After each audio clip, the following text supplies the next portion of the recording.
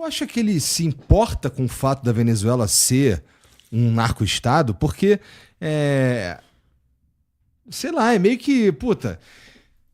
Eu não sei o que ele ganha com se meter nessa história aqui. Porra, tá bom, a gente tava falando que o petróleo seria um dos motivos da lista. Quais são os outros motivos da lista? O Maduro dançar? Não, esse é um motivo pro ego do Trump. Tá. Esse foi o motivo.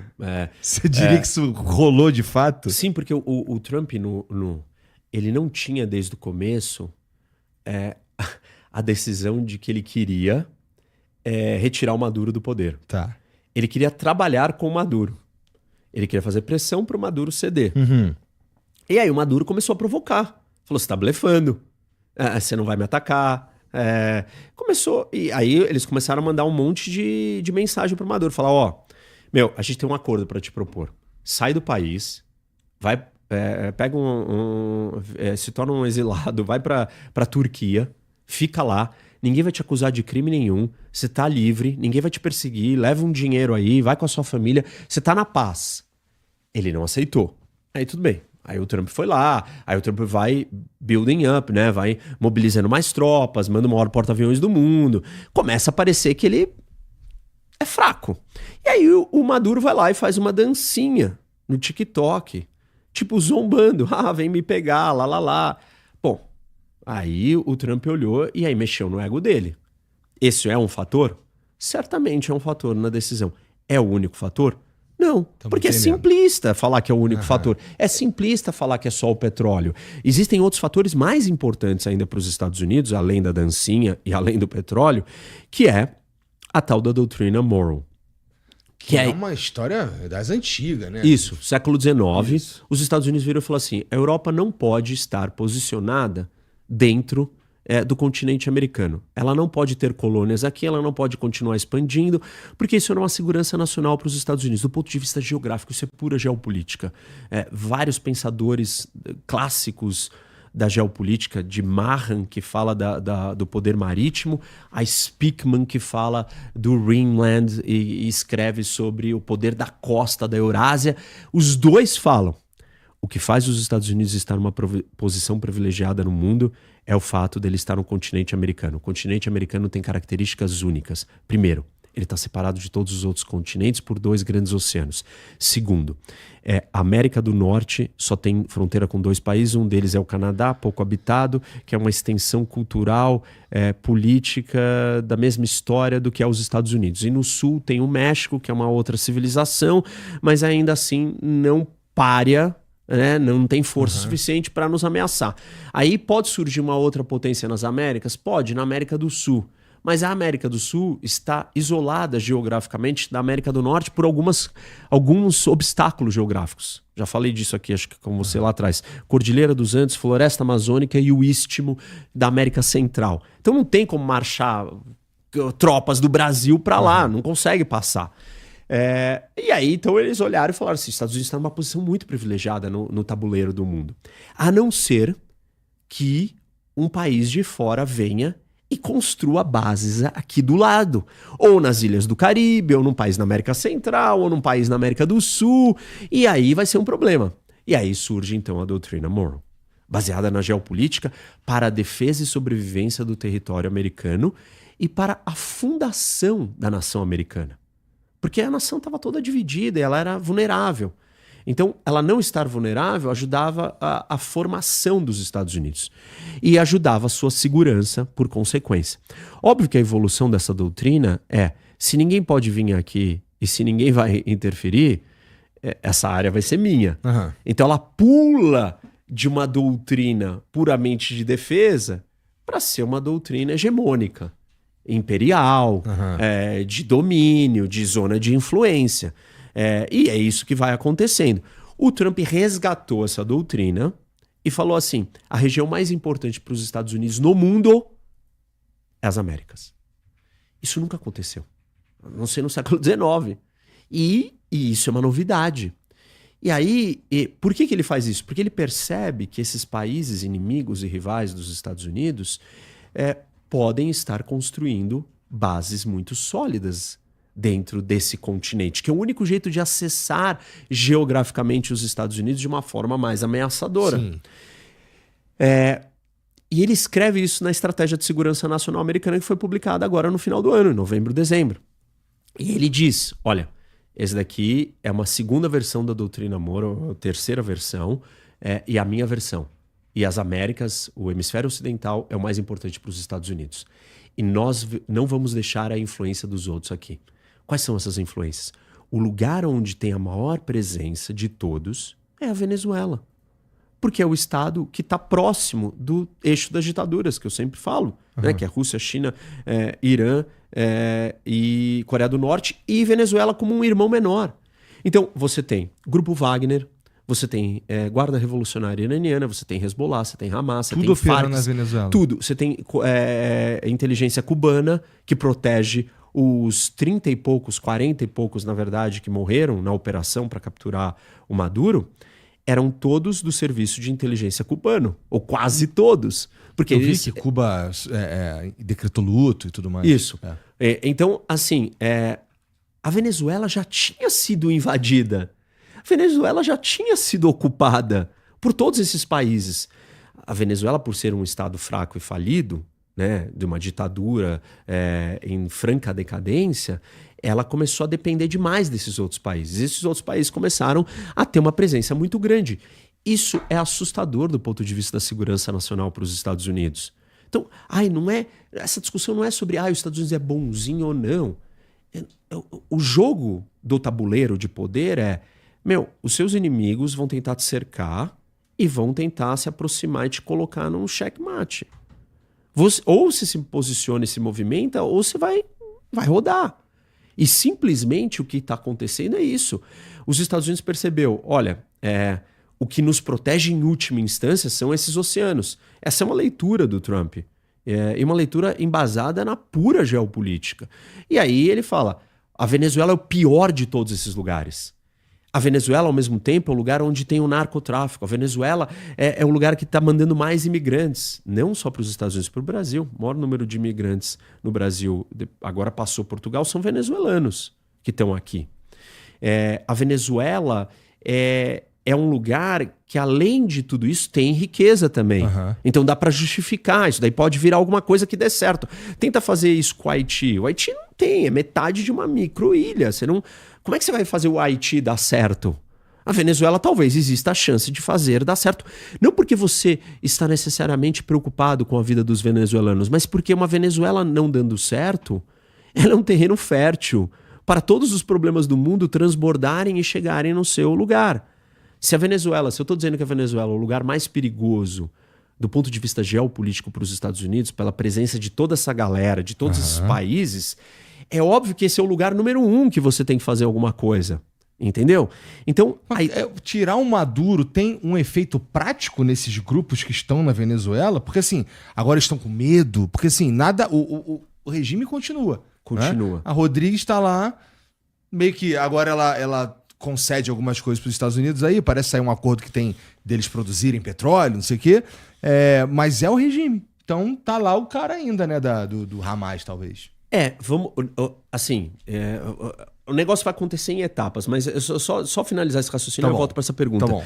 O que as pessoas têm que entender o Trump não está preocupado com o venezuelano. Ele pode não estar preocupado diretamente, mas indiretamente a Venezuela ser um completo caos faz dela ser uma fonte de narcotráfico, faz dela ser uma fonte de imigrantes, que é uma plataforma política, uma posição, uma política dele que ele está tentando resolver. Faz no jogo geopolítico, no tabuleiro, os outros países todos colocarem as peças dentro da Venezuela e está muito próxima dos Estados Unidos. Então, a Venezuela ser o caos não é do interesse do Trump. Não é porque ele acorda todo dia e sofre com a dor dos venezuelanos. É porque o interesse americano é abalado por aquilo. Do mesmo jeito que todos os países funcionam assim. Eu não estou dizendo que não existam preocupações genuínas de pessoas ou de governos em certos momentos com certas coisas do ponto de vista puramente moral. Mas desordem, caos, crime, problema transborda e gera problema de interesse para qualquer nação. Ponto final. Então, é inteligente você fazer isso. Não é porque você fez aquilo, porque você tem a melhor das boas intenções. No final, a intenção não tem tanto peso aqui. O que tem peso é que a gente resolva os grandes problemas do mundo. Porque um mundo com mais problemas, ele é um mundo muito pior. Ele é um mundo mais perigoso, mais incerto, mais instável, mais suscetível às guerras. Então, eu não sei o que é essa obsessão de ficar querendo entender a motivação do porquê alguém está fazendo. Talvez, em primeiro lugar, a gente tenha que se preocupar em resolver. Qual a motivação que te fez resolver aquilo? Não sei. É o seu ego. Não é seu altruísmo. Não, me fez bem pro meu ego doar dinheiro. Tá bom. Doa, tá bom. Que doe, entendeu? Tipo assim, por que essa discussão é tão purista? Quem é tão purista assim? Quem que acorda todo dia e fala, eu só faço as coisas pelo mais alto bem e não penso no meu interesse? Você está dizendo que assim, agora, muito provavelmente, a situação da Venezuela melhorará? Agora nós temos uma abertura para começar uma mudança. Tá. Ela vai dar certo? Não sabemos. Antes, quando não tinha isso, ela ia dar certo? Sabíamos. Não ia dar certo. Tipo, era uma certeza. Dali, da onde a Venezuela estava, ela só tinha um lugar para ir. Mais pro fundo do poço. O que garante que a Rodrigues não é fiel ou leal o suficiente ao Maduro para dar uma engambelada? Como você disse, não é que o Trump administra para valer a Venezuela. Não é ele que tá lá. Quem tá lá é ela. Isso. Né?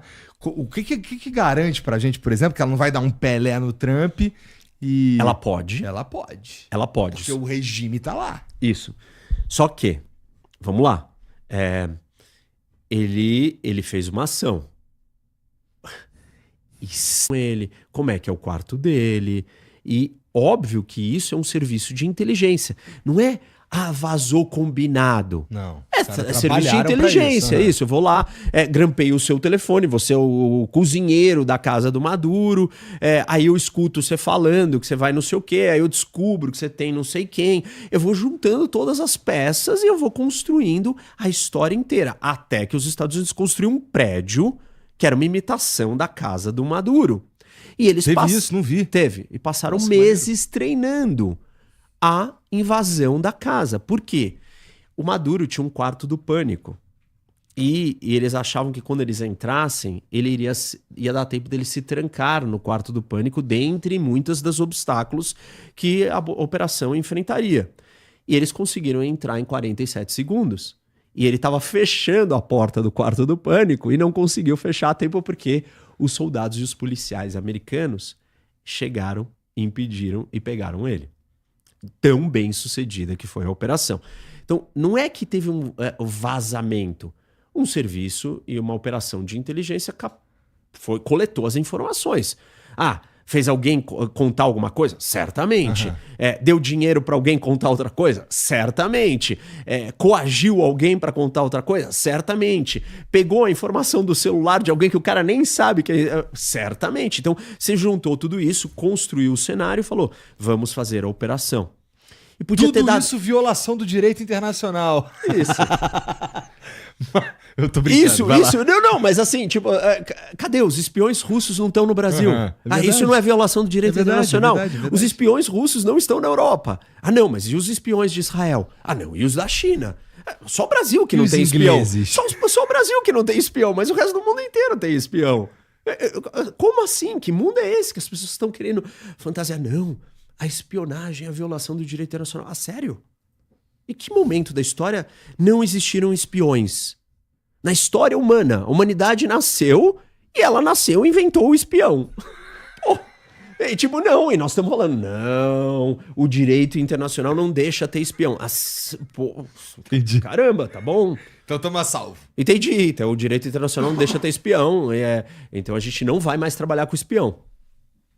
Ô, liga esse ar-condicionado aí com todo respeito. É, boa. Tá mó Eu ia calor, falar caralho. isso, ainda bem que você falou isso.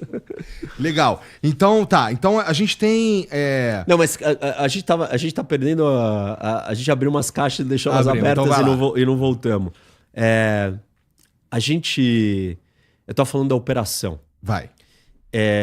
Não sei se você quer saber mais Eu quero, da operação. vai. Tá bom, operação. Eles foram lá, treinaram 5 meses na operação. Com aquele prédio, você falou que eles Construíram um prédio e ficaram lá treinando na operação. O que precisava acontecer? Você precisava desabilitar as baterias antiaéreas da Venezuela. E a Venezuela tem várias. Tá. Russas, inclusive, S-300, que são conhecidas. E tem algumas chinesas. Os americanos conseguiram aniquilar todas. Então, 150 aviões americanos decolaram de várias bases de dentro dos Estados Unidos continental e outras bases no Caribe e do porta-aviões. E essas 150 aeronaves entraram no espaço aéreo, desabilitando, destruindo radares e todas as baterias antiaéreas. O Trump comentou, a coisa ficou escura. E essa é uma capacidade que a gente tem. O comando cibernético americano desligou a energia em Caracas e desligou a internet. Porque na ação do Bin Laden, não sei se você lembra, na hora que começou a operação, e apareceu inclusive helicópteros que os Estados Unidos nunca tinham usado na vida, que eram helicópteros stealth, que eram aqueles helicópteros invisíveis, só que ninguém conhecia esses helicópteros, e eles apareceram pela primeira vez. Um paquistanês que estava na casa do lado pega e acorda no meio da noite, eu estava estudando no meio da noite, ouve uns barulhos, abre a janela e vê o helicóptero, vai lá e tira uma foto e posta no Twitter. E aí o mundo inteiro viu a foto e sabia que a operação estava acontecendo. Bom, não erraram de novo. Não erraram. Viraram e falaram assim, vamos desligar a internet, vamos desligar a luz, a energia da Venezuela ou de Caracas, das partes que a gente precisa, acabar com as baterias antiaéreas, com os radares. Aí aviões de guerra eletrônica entraram bloqueando o sinal de todas as transmissões e bombardearam, todos esses aviões bombardearam tudo, e aí vem os helicópteros voando baixo, trazendo as tropas de operações especiais do Grupo Delta, que é um grupo de operações especiais. E aí eles sobrevoam até chegar na casa do Maduro, entram lá, matam todos os guardas cubanos, pegam o Maduro, prendem o Maduro, e não tem só militar americano. Esse é um ponto importante, porque os Estados Unidos alega que a operação não é uma operação de derrubada de um líder, mas é uma operação policial judiciária para prender um indiciado criminalmente. Então, o FBI e DEA vão junto e fazem a prisão e pegam ele. Óbvio que não dá para fazer uma prisão dessa em outro país sem uma operação militar. E pegam ele, trazem de volta, colocam num navio, o navio vai até Guantánamo, em Guantánamo ele pega o avião e vai para os Estados Unidos. Então, essa operação é um sucesso tático sem tamanho.